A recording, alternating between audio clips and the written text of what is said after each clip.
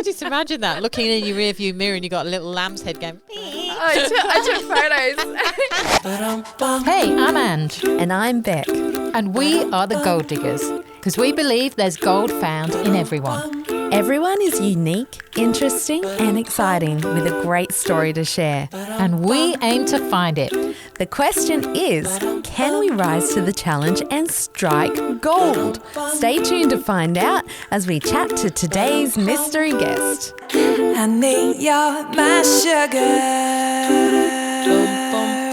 So we're back with a Caviar and Cactus, which we haven't done for a while. No, it's been a while, hasn't it? When was our last one? Months ago. Yeah, it's definitely time for another Caviar and Cactus, I think. This is a time where we catch up, we talk about some of the good things and the bad things that have happened. But I think today is around Thanksgiving. Yes. Yep, I'm thankful for that. Now, that isn't a celebration that we have here in Australia, but for all of the Americans out there, it's Happy Thanksgiving. I think it's a fantastic holiday, though, isn't it? Like, being thankful for things is something that many people forget to do, but it can make a complete difference to how you view life. Yeah, I really love that they do that in America. Yeah. Like, I'd love to know where it originated from. How did it start? We probably should have done a bit of research into looking into that. Yeah. We'll be back in 5 minutes. Yeah. But yeah, no, I think it's a great thing to reflect and be thankful for the year. I actually had my first ever Thanksgiving dinner celebration this year. So a friend of mine invited us over to what would have been a Canadian Thanksgiving dinner. So that happens apparently in October. Oh, wow. Yeah. So, but they do the same thing with the roast dinner and the turkey, and they cooked a spiced pumpkin pie. Oh, nice. My first ever attempt at one of those. And she did it gluten-free for me. Oh, nice. Thanks, Mick. It was amazing. So thoughtful. So, yeah, tried my first spiced pumpkin pie. Didn't think I was going to like it because I kind of feel it's more savoury, but it was really lovely and she'd done it to perfection. Yeah, I've tried one of them. They're actually really nice, aren't they? Friends of ours had us over for Thanksgiving a few years ago, and it's definitely a great feast to have. Actually, my son Benetton was telling me of something that he saw probably on TikTok or something, but basically it's if you are feeling, so the part of your brain that feels stressed is also the part of your brain that you have thankful thoughts in. Yeah. So if you think thankful, then you'll get rid of your stress.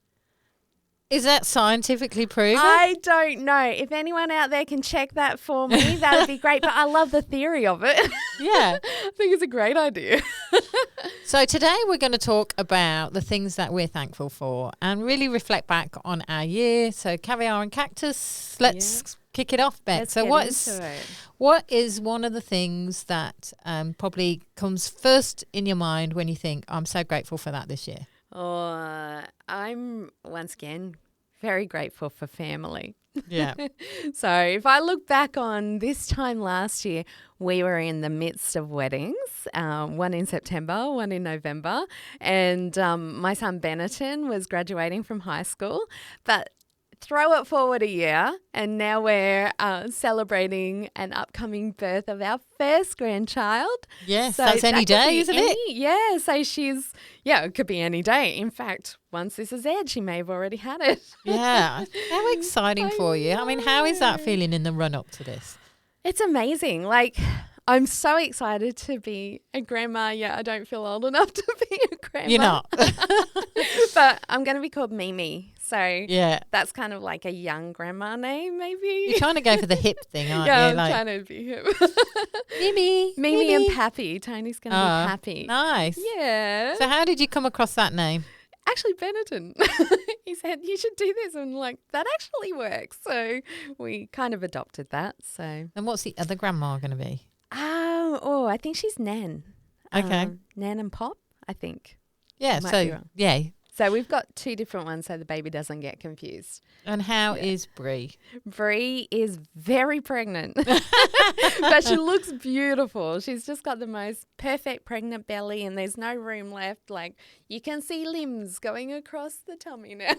Wow. It's amazing birth, isn't it? What's the actual due date? The 8th of December. Okay, yeah. So you were really close. Yes, we are. That's exciting. Yeah. You're going to have a Christmas baby. Yes, I know. I can't wait. I mean, you're not going to have any other present that's going to compare to that, are you it's really? just going to change all the dynamics of the family again. And I love that the whole family is super excited about welcoming this little baby. Yeah. Like, will they be with you at Christmas? Yes, yeah. Okay. So we're having a big family Christmas night at our house, and also breakfast. So we try and get in as much as possible. Yeah. But it's just a beautiful dynamic. We're all excited to have a little child in the house again. So well, you mentioned like last year it was Benetton's graduation. Yes. Now it's Summer's graduation. Your last one as well. And Summer's my baby, so she's now finishing high school like in 2 days. Yeah. So that's her graduation. That's school done for us then. So how's that feeling? Because I remember that feeling, and it was just, I think I mourned the school more than my son did. Yeah, it's the weirdest feeling actually, because I've spent probably 20 years of my life driving children to school, and I love those school trips and all the conversations you have in the car and back home again. That's when you've got their focused attention. Yeah, you don't get those moments back again, do you? Those car moments are really precious. Yeah. I found that too. That's the thing I probably miss the most. Yeah, it is, isn't it? And then they get their license. Not that Summer has, I've delayed her a bit. I'm not quite ready. You heard that somewhere, your mum's at fault. It's my fault. I admit it. You could have had your license in May. She's holding on to you for dear life. I was too busy. So I've had that happen, like when Dara's graduated. Yeah. And of course, having only one child, I've got that gap now where there's kind of this emptiness before grandchildren come along. But you haven't really had that. You're not going to have it. We're just rolling from last graduation into grandparenthood. So with probably, I don't know, maybe a week in between, maybe 2 weeks. You just keep rolling, don't you? Yeah, we do. We just roll from one thing to the next. That's how we roll. Yeah, your family's always done that. But how about Dara? Yeah. I went to his end of his conservatorium course. Yeah. So he graduates as well. Yeah. And so he finished his course at the conservatorium this week. That's amazing. I can't believe his final recital 3 years already. I know, it just goes by so fast. I always seem to be in this change of season. We keep talking of change of season, and there always seems to be one. Yeah.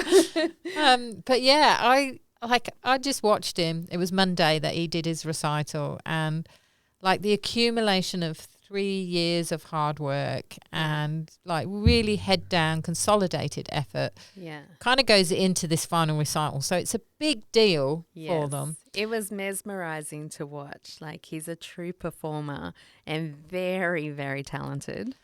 I mean, we're just gobsmacked. I'm amazed when I look at that and I think, how did that happen? But realistically, I know how it happened, and it's his own hard work effort.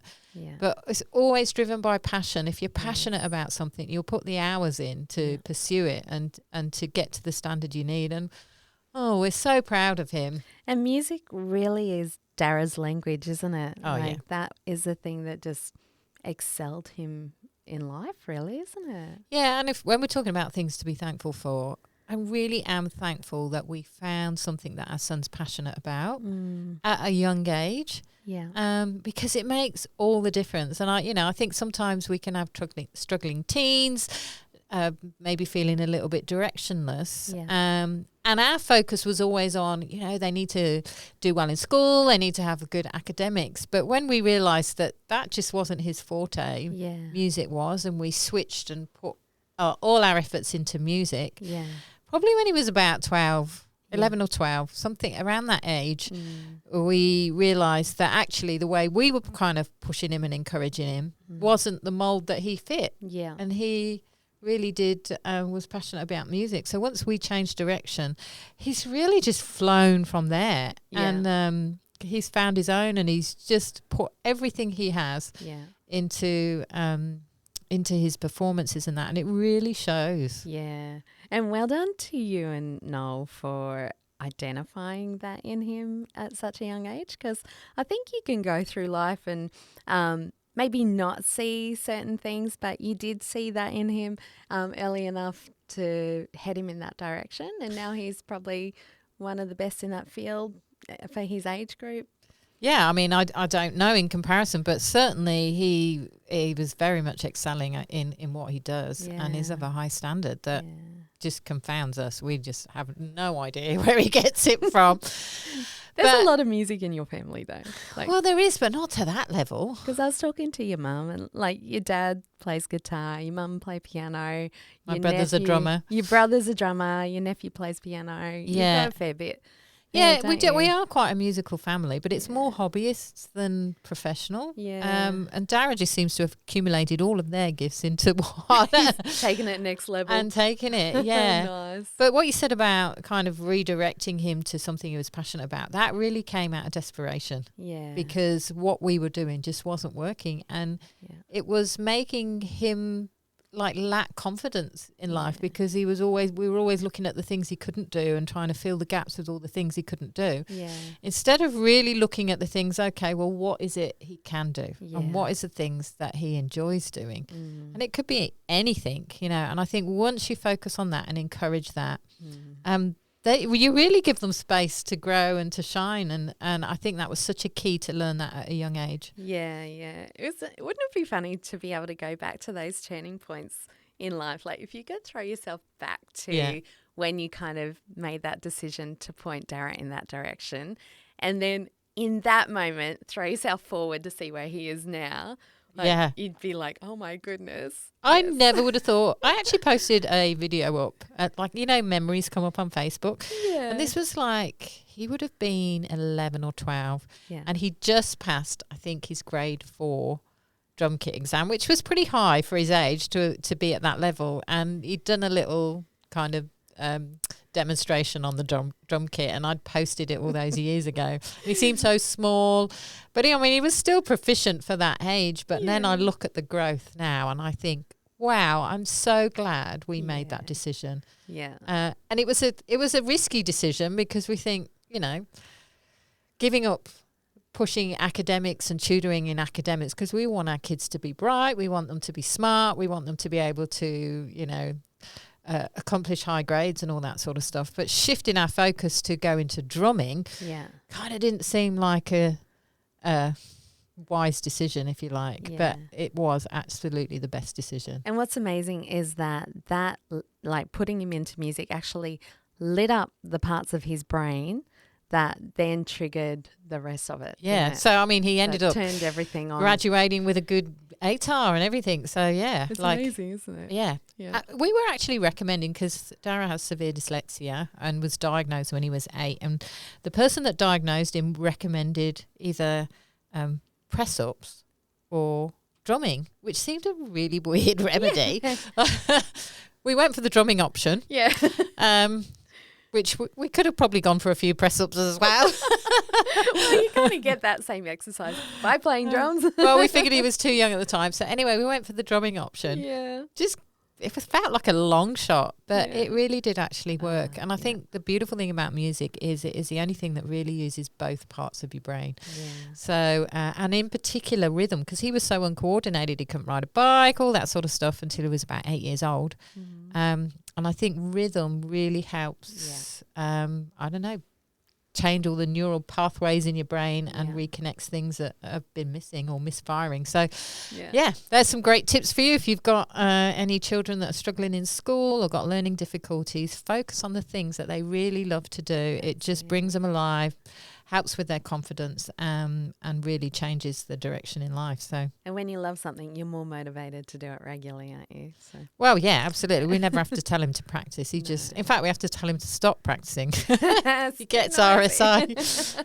No, it's more the fact that he needs a rest. Yeah, you know. So, it's been such a delight, this journey, and just interesting to know what next year's going to look like for him now, because again, it's a change of season. It really is. That seems to be the theme of this whole podcast, don't you think? Well, yeah. I mean, looking back on things that we're thankful for, there's been a lot of change this year. Yes. And there's been a few changes for you. You got a new lamb. Oh, yeah. I said lamp. I'm like, did we? You got a new lamb. I can't wait to meet this lamb. Oh, yes. So for Benetton's birthday, I bought him a little lamb because we have 2 sheep. And they're great pets. I love them. And so I thought he's totally not going to expect this. So I bought him a little lamb, and his name is Barney. And he's so cute. And as soon as so we brought him home, and as soon as Ben opened the back of the car, because I said, your present's in the back of the car, he opened the car. The poor little lamb was like pretty fed up with being in the car. So the first person he saw became his owner, and that was Ben. Oh. And they So did you drive him home? Yeah, with Tony. Was he bleating all the way home?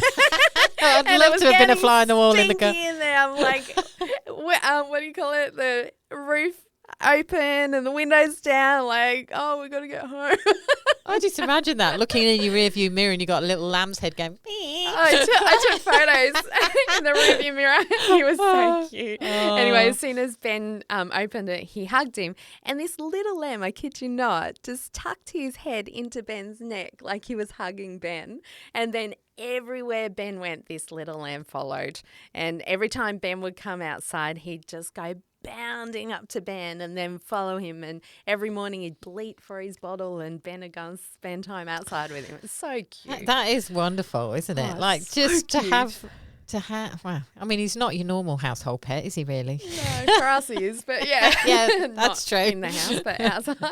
But there was this one day Ben came outside, and the lamb was at the top of the driveway, and that little lamb could not run any faster than he did. I thought he was going to tumble down the rest of the driveway. Like, he was that excited to I see love the Ben. way they hop. Oh, They they're just so hop, cute. don't they? They're so cute.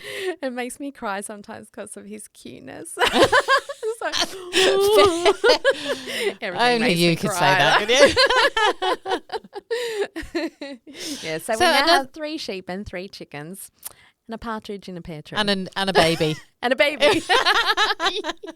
Yes. Oh, yeah, you like the Brady Bunch, aren't you? A little bit, yeah.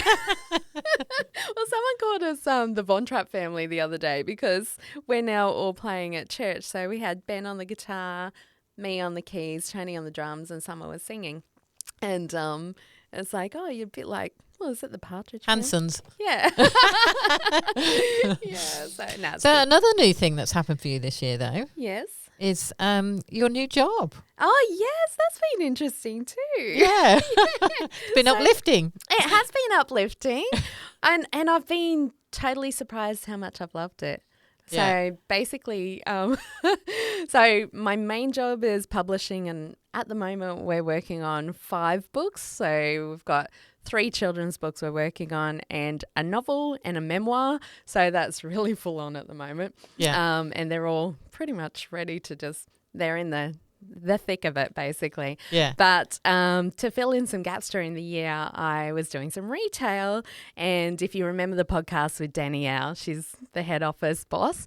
I work at Triumph selling bras. And I've been like, at first I thought, gee, God's got a good sense of humour, like that this is the job I got. And I didn't actually apply for it. But it has honestly been surprisingly I've loved it. Like, I've really enjoyed the ladies who come in and the conversations we have, and just, I don't know, I think there's something really special about women chatting with women about life. And that's what I get to do all day, and make sure they walk out with a smile on their face because they're fitted correctly finally. And Yeah, I know. We had that conversation with Danielle, which was really, I can't think of the word. Uplifting. Revealing? Like, Revealing, like, yeah.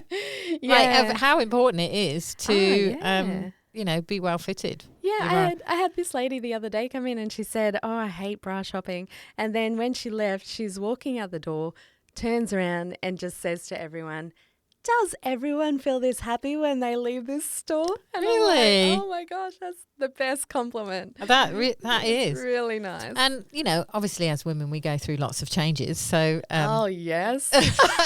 Like are you my feeling glasses. it, Beck? Oh, my goodness. I tell you, I feel like I'm talking too much, but I'll start this ball rolling, hey? Yeah. So, this year, like last year, it was optional whether I wore my glasses to read my phone or not. This year, I cannot see my phone without my glasses. Oh, welcome to my side of 40. Oh, my goodness. And it happens suddenly. Like, I know. It's I'm so now frustrating. waiting for my multifocals to turn.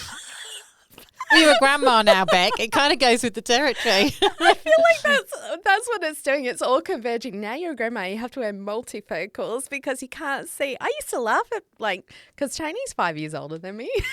And I shouldn't say this, but 5 years ago. Particularly laughing. When he was 5 years ago when his eyes were going through that, he's holding his phone out like this. And I'm like, surely you can see that. And he's like, and I'm like, no, that's never going to happen to me. And now it's me, and I can't hold my arm back far enough to be able to see it now. I'm just like, I know. It does degrade so fast. I remember I went and had my eyes checked when I was about 39. yeah. 20/20 vision. And I was like really chuffed because all people in my family all wear glasses. And I'm like, God, I'm the favoured one. I don't need glasses. I was really happy. I felt too. I know. And I was like kind of gloating a little bit. Yeah. I don't need glasses. We're rocking this. Get to the checkout. Yeah. And, to pay for my appointment. And she says, you'll need to come back and see me in at least 2 years' time. I says, why? She says, because you'll need glasses by the time you're 42. Wow. Once you're over 40. And I'm like, no, I'm 39. Then my eyes are perfect. Yeah. But literally by the time I was 42, my eyes had degraded so rapidly. Yeah. And I needed a new prescription practically every year because Yeah, it just went on the decline really quick. And now I'm probably on one of the highest prescriptions. I'm like, oh, Is it that's crazy? me. That'll serve me right for gloating. Yeah. Well, I made it to 44 and I'm like, I'm totally acing this. I'll be fine. And then, but no, this year, tell ya, I'm just like, I'm actually shocked at how quickly it's all changed. Well, I mean, I do say 45 it really is that kind of cutoff and things just change considerably from 45. Yeah. So it won't be the only change you're going to have, Beck. I know. I'm 47 now, so it's, I'm heading into grandma mode. So the thing that I'm struggling with, okay, we're going to go into the menopause Let's conversation, right? Let's go there. Guys, stay tuned because you might learn something about your wives. Or about yourselves. Yeah. The no sleep thing is not a myth. Oh, I'm not looking forward to that one. And I've just come back from the UK, as you know, and had about 3 weeks over there. And I have been back a week and I'm still waking up at 2 a.m. in the morning and just cannot get back to sleep. Like my body's really struggling with the jet lag this time. And I've travelled all over the world, been away frequently, don't normally have this issue. And the only thing I can put it down to is menopause. So how many hours are you getting? I'm probably getting, in the last week, I'm probably getting at best about 3.5 hours a night. Oh, that's hard, hey. And then I'm really pushing myself to stay awake at night, and I'm filling my evenings with stuff so that I don't fall asleep. Because the moment I sit on the couch, I'm gone, right? Yeah. But it's not a good sleep. I'll wake up 20 minutes later or something, like startled. Yeah. And my body's telling me I shouldn't be asleep. Yeah. So it keeps me trying to wake up. Oh. So I think that when I actually should be asleep, my body can't click out of that mode. And it's telling me, no, you should be awake. Oh, no. And I don't know. Anyway, everyone tells me take melatonin, take sleeping tablets or whatever. Yeah. I've never had to do that before, but might have to resort to that now. Yeah, let's hope that settles down. Yeah. So it's not a myth. And yes, females do get grumpy from lack of sleep. So if you're feeling that way, please comment below. There's loads of other things that happen in this midlife. And we're talking about things to be thankful for, right? Yes. We're thankful that we made it to midlife. Yes, absolutely. And we're thankful that we're going to make it through. Yeah, we are. We're going to rock it. Can't say the same about our husbands, but they'll be fine. Yeah, so sleepless nights, dry hair, achy bones. Oh, man. Hot sweats. So fun. I know. It's like an initiation into this next phase of life, though. Well, it's true. Well, some cultures actually see it as a rite of passage, don't they? Well, yeah, I mean, you can see it as the end of something, but it's actually the beginning of something as well, too, isn't it? Like, that's what we've talked about this whole podcast, really, is this change of seasons. Yeah. And so it's the end of one season, but it's always the start of a new one. I do what Tony calls 40-year-old noises. You know, when you get up and you're like, ugh. I need to stop doing that. I know. Before I went away, I was in the gym, I was running and everything, and I had a few weeks break, and it seems like everything's broken down. I am creaking now. That's all right. We'll be rocking old age, don't you worry. Yeah, definitely. Yeah. I'm going to be doing old age well. Yeah, we are. That is my commitment to myself. And if not, we'll just be able to laugh about it. So yeah. Just got to keep your sense of humour. We'll just help each other up out the chair. It's going to be fun. Yeah. So, Anne, talking about changes, you've had a few changes this year, haven't you? Yeah, well, probably the biggest one was moving house. Yeah. Which actually came out of the blue. Yeah. It's one of those sort of decisions that just happen really suddenly. It's because you wanted to live nearer to me, isn't it? Well, definitely. Yeah. Who doesn't want to live near you, Beck? No, but it's this whole change of season thing. I think this year with Dara kind of graduating uni, we decided that, well, pretty early on in the year, that our life really had been geared around looking after his needs, providing what he needs. Yeah. But he's an adult now. He's about to go off into the world and do his thing. And there comes a point, I think, where you have to stop focusing on or prioritising their needs and actually focus and prioritise on what your needs are now. So, for me and Noel, we're looking to the future and thinking, okay, what do we want this next season of our life to look like? Yeah. So we decided we want a little bit more space. Noel can get on a ride on mower. Yeah. just have a little change of scenery. Yeah. And so, we decided that, and literally within probably a month, we'd made the decision to move, and we'd found the house that we wanted to move to. Even that process took a little bit of time. By June we were in a new house. It's amazing, isn't it? Yeah, but then that's where I realised how old I am. Yeah. How come? Lifting boxes, walking up the stairs, I began to creak. Were you making 40-something-year-old noises? Yeah, I was making 40-year-old noises. Unpacking boxes and all that. It's thrown me kind of really out of my usual routine. Yeah. And it's taken us a while really to settle and to put our own stamp on the house. But I think we're finally getting there now. Yeah. To the point that this summer, Darren's going to be home. Yeah. We've got some friends coming over, and we just want to enjoy our home. Yes. And talking about home, when I was in the UK, I don't know why this time was different, because I went back in January this year for a few weeks, and again just a few weeks ago. And I actually went back to surprise my mum for her 80th birthday. So my mum turned 80 in November, but a couple of weeks before that, she did not know we were coming. It was so good. I loved it. We flew over, stayed at my brother's house. My mum had been invited to have dinner at my sister's house, just thinking it was a family meal, not really thinking any big deal of it. Yeah. She turns up there, and my brother and my sister are there with their spouses, and then all the grandkids kind of jump out at her and say, surprise. Yeah. So she thought this was kind of her surprise meal. Yeah. And then my brother says, Angela wanted to speak to you because she knew all the family were going to be together. So I speak to my mum on the phone, but we're actually hiding in a room in the other part of the house. Classic. So she wouldn't have been able to hear us. And I put it on. I put the tears on. I said, oh, Mum, I'm really sorry we can't be there. I mean, I'd have got an Oscar for this performance. It was perfect. Brilliant. Nice. And I said, what time would it have been in Australia? At that time, because it was about 6 at night, so it would have been about 4 a.m. Yeah, right. So I made a big deal of the fact that we've got really early to speak to her, all this sort of stuff, and I said, I'm really sad we can't be there while all the family's there, but we do have a gift for you for your birthday. Yeah. And my sister's put it in somewhere in the house. Yeah. We've had it sent over. It's put in another room in the house. She'll show you where it is. So I got off the phone, And this is all recorded, and my sister takes her to this other room. She opens the door, and then we jump out and say, surprise! Oh, I bet she cried. She did. I was thinking, the woman's 80. She's going to have a heart attack.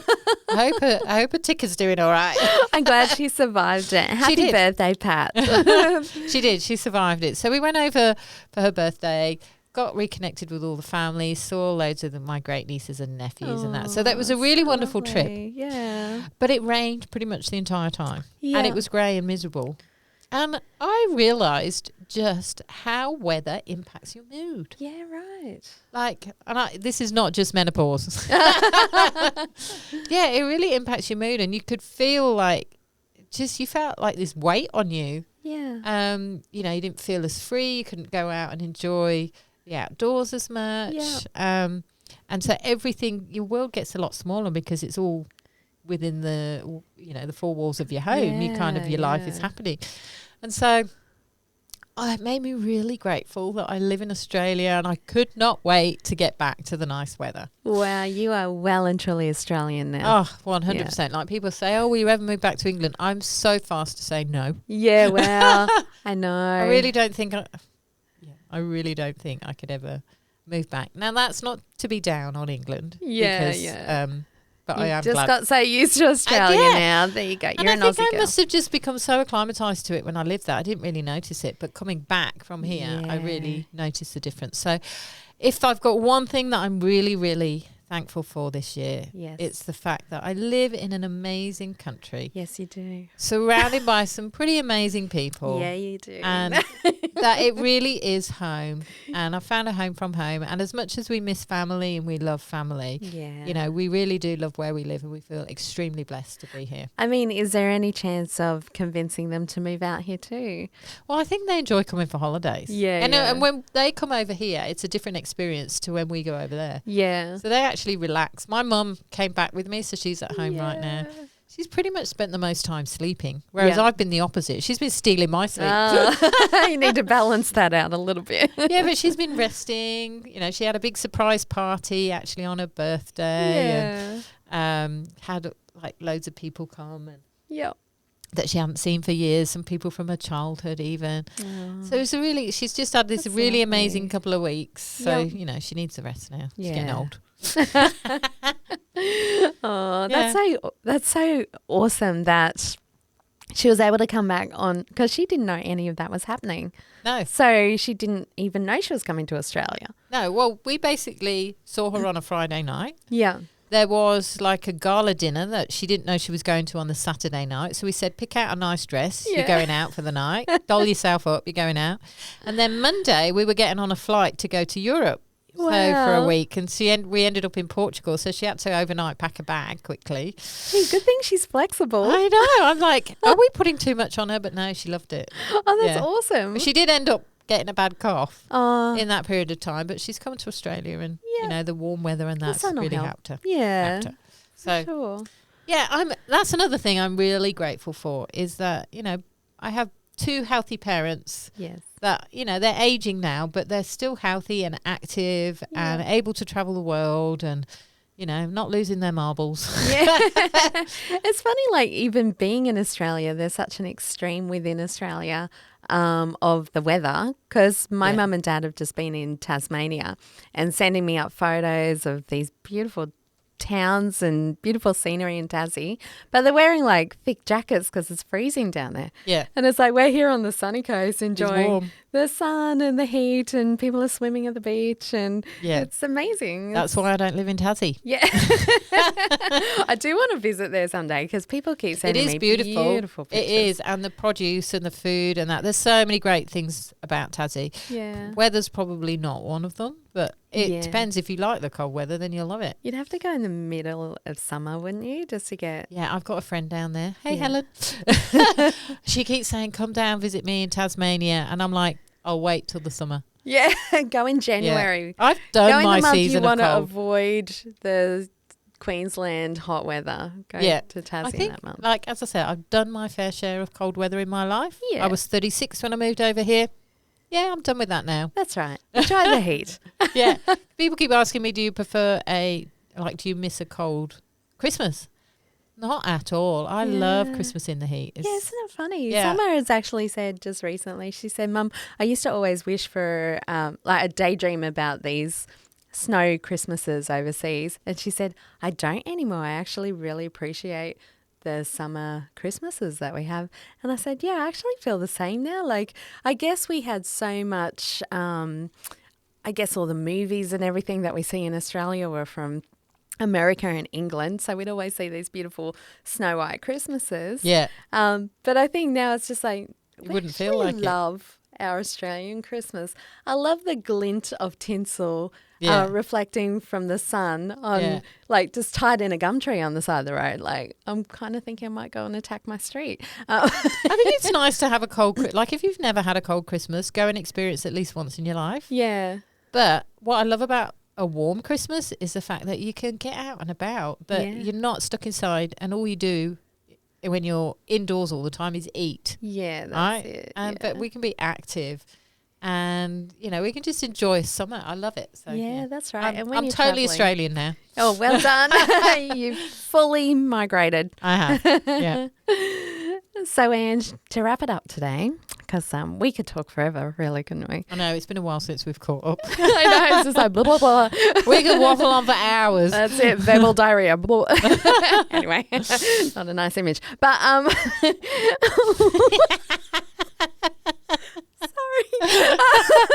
You so got to keep that in. Everyone's thinking about diarrhea now. Let's think of something pretty. This beautiful blue dress that you're wearing today, it's floral. Yes, it is floral. It's summery. It is, yes, speaking of Australian summers. Yeah. But, so to wrap it up, we've been talking earlier that, we talk about everyone's gold who has come on to the show, don't we? So let's talk about the gold I see in you. Well, because we've been through a lot of we talked about changes this year, and our gold at the start of the year might be different at the end of the year, because hopefully we're all growing every year by our experiences, and there's a lot of changes that we've gone through this year. So it's good to reveal what the gold is. Well, I know straight away. I can think about what your gold is. Oh, really? Yep. It's your ability to be able to pivot. So this year, particularly at the start of the year, you had, as you've said, you've had some gaps in your family, and straight away you got onto it and said, I know, I'm going to go and look for a retail job.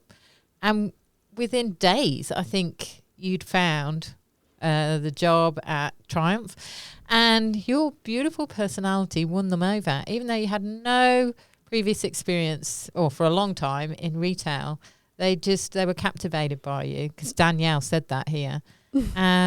And you've just thrived, and you've been able to adapt that into your life, because it was a bit of a curveball for you. It was, yeah. And a big stretch, a learning stretch for you. Yeah. And all of your life hasn't changed. Like, you're still doing all the publishing, and you're still doing all the family stuff. In fact, that's even growing. Yeah. But you've been able to pivot. And I think that's such an amazing quality in you, Beck, because you haven't lost your personality, you haven't lost your character, you haven't lost your grace and your poise and the beauty in who you are, to add more into your life. Yeah. Oh, thank you. That's so beautiful. Beat that. Right, here we go. Right, come on. Okay. I have seen you go through some stuff this year that really rocked you, and it could have taken you out.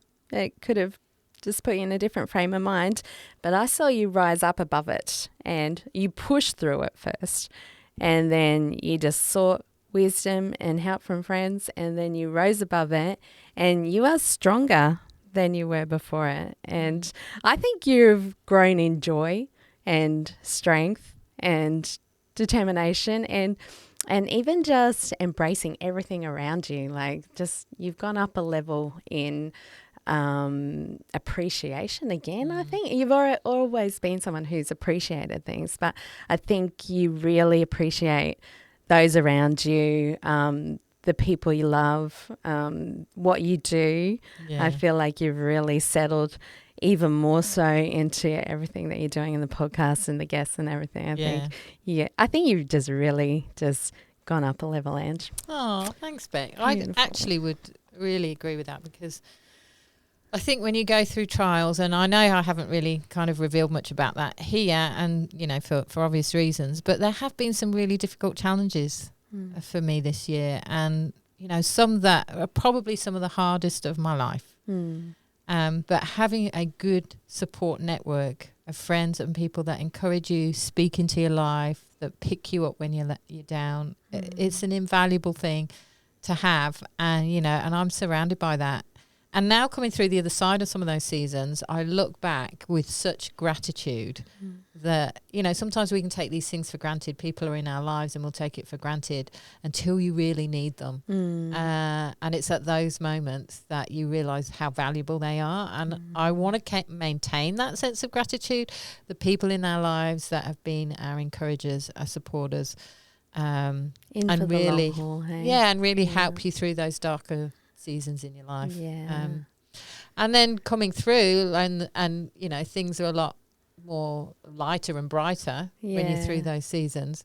Just really grateful. As I said, I'm grateful that I live in Australia. I'm grateful for my family. I'm grateful for all the blessings in my life. And, you know, that sense of gratitude is important for all of us as it's Thanksgiving. But because we were saying before, like, everyone gets to a point of choice, don't they? You can go through some really tough times, and even this year has been super challenging for me as well. And you have a choice. Like, there comes a moment where you mentally make a choice. Am I going to just survive through this, or am I going to rise up and thrive through this? And I think that's, I guess, we see it in every guest that we have on the show. They come to a point where they decide they're going to overcome and thrive, not just survive. And I think there's a period of time where you are perhaps just surviving until you get to a point where I can't continue like this. That's it. That I have to rise above this, you know, to and thrive. Somewhere, somehow, there's just a little boost of energy that just gets you up and above that, isn't it? And so if I look at the year in a whole, how the year started to how it's ended is a complete difference for us personally, just some of the personal stuff we've walked through. And so I'm very, very grateful for the journey this year. It's produced some gold in all of us. Yeah, it really has. So that's it for today's podcast. You'll find us on all the major podcast platforms. The podcasts come out every Wednesday.